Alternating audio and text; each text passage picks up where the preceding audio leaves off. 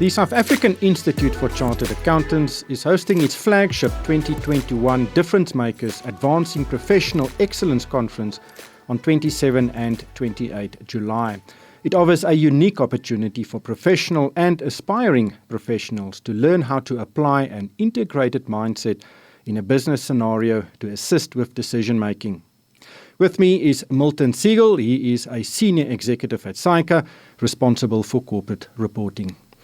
Milton, thank you so much for joining me. It's a very ambitious theme. An integrated mindset in a business scenario is a complicated topic. Tell us about this theme and what people can expect. Good morning to you, and thank you for your time. It is interesting, it is bold. In terms of integrated thinking, the days of thinking in silos and in specific areas is now over. We need to be thinking across disciplines. We need to be incorporating multifacets within our discussions, within our thinking. So what we're hoping to achieve is to demonstrate this and to demonstrate the role, particular of SAICA members and chartered accountants in the way that we play in this regard. So in terms of integrated thinking, we'll be integrating across the technical areas. So within the traditional areas like financial reporting and taxation and auditing and strategy, etc. But we'll also be going broader. We'll be applying that mindset to think about the consequences of the decisions that we make, the impact to society, the sustainability, impact to our employers, to our employees, to the government, and to stakeholders. So that's what we're hoping to achieve with this. Many conferences, have many presenters going through PowerPoint presentations, but it seems like you have a core theme for this year's SAICA conference, and it's built around the airline industry. Tell us about that. Good. Well, we won't be seeing PowerPoint, which will be refreshing. This is a business case, and the business case is around an airline, as you've said. It's in the context of we're at the heart of COVID. The airline is battling, there's liquidity issues, there's concerns around going concern. There is an inability to travel, to fly because of COVID restrictions. And even where travel is allowed, there's concerns around will customers take up the travel because of concerns around the virus. So the case study presents challenges. There's traditional accounting and reporting challenges, such as going concern, such as the impact of being unable to fulfill lease contracts, etc. There's tax concerns around assessed losses and utilization of assessed losses. There's strategic considerations around what strategy can be implemented. Should we look to change the model? The balance between short-term thinking versus medium and long-term. One needs to be cautious to make decisions that will only affect or help the next 1 to 3 months, but not worry about 3 months later. And then we've thrown in some audit concerns, audit issues surrounding the industry and concerns with auditors themselves and the challenges that the auditors are facing from their regulators and how that impacts on the businesses and that whole audit relationship that auditors have with business. So we think it's very interesting, it's very different, and we're hoping that it tugs at the heartstrings of many people out there who have all been affected in some way or another by the inability to travel, be it for business purposes, for leisure purposes. So it's very real and it's very practical. And we hear almost on a weekly basis, airlines, the challenges they're facing, lockdown changing the whole time. So that's the base. Yeah, I think in a COVID world, the airline industry is an ideal case study because it has been so affected by the lockdowns and the concerns of its customers. But it's also clear that the role of the accountant is not the back office accounting officer role anymore. It's become really integrated into the management of the business. How will you address to show people and show attendees how that migration is proceeding or is happening? Yeah, that's exactly right. So the days of the accountant being the back office person, the number cruncher, those days are over. There is still that element to it. The numbers are important, but it's the strategic thinking that's required.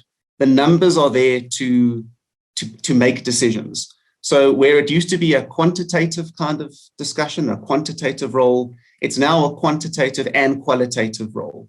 So the CAs, the accountants these days, the CFOs are the decision makers, and they have to be part of the decision-making process because of the skill set. And that's what one of the things we'll be demonstrating. Because of the skill set, because of the training, it's the technical training that leads to the ability to make an informed business decision, not just a business decision that will fix one or two areas, but a business decision that has long-term benefits for not just a stakeholder or one or two stakeholders, but a multitude of stakeholders.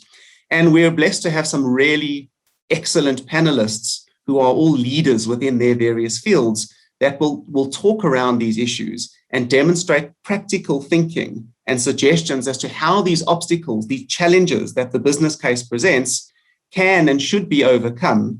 And there is almost no specifically wrong and right conclusion that we're going to get to, but it's the thought process around that integrated thinking to be able to weigh up the advantages, different scenarios that may play out to get to that decision. And that's why we're calling it difference makers. We think we have the ability to make a difference and promote professional excellence.